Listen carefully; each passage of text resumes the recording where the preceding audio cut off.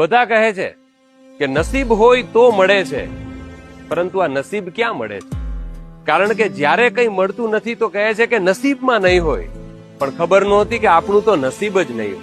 કારણ કે કેટલા પ્રયત્નો મૂક્યા, પણ દર વખતે જરાક માટે કેટલી વાર ચૂકી કે નસીબ હંમેશા 2 ડગલા પાછળ રહે છે અને સમય 2 ડગલા આગળ રહે છે.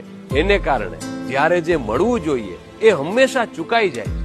પરંતુ કોઈના નસીબ ખુલી જાય છે એનો વાંધો ક્યાં છે, પણ આપણા શું કામ બંધ છે એનો જવાબ ક્યાં છે?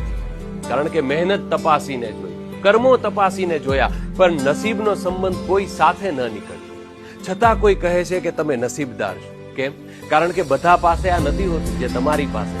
જો તમે કોઈનું દુઃખ સમજી શકો છો, સુખ આવે ત્યારે માણી, દુઃખ આવે ત્યારે લડી શકો છો, ગુલાબની સુગંધ લઈ શકો છો, ચકલીને જોઈ શકો છો, રાત્રે ચેનથી સૂઈ શકો છો, અને ક્યારેક હોય ચિંતા તો ઉપરવાળા ઉપર મૂકી શકો છો.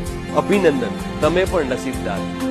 કારણ કે નસીબના ઘણા બધા ખાના હોય છે, એમાં તમારા કેટલા ખાના ખલો છે? કારણ કે એક વિચાર મને મનમાં ચટકો રચી ગયો કે આનાથી મોટા નસીબ શું હોય કે હું જરાક માટે બચી ગયો.